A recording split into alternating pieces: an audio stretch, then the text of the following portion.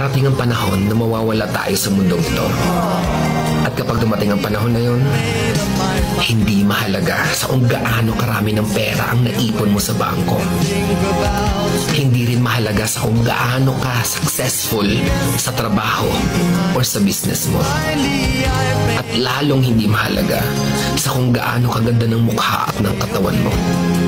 Dahil ang mahalaga pagdating ng panahon na yun ay ang sagot sa tanong na naging masaya ka ba?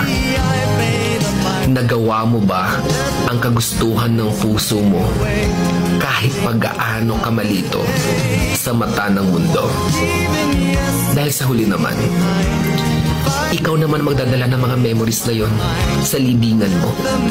Hindi naman ang mga tao sa paligid mo.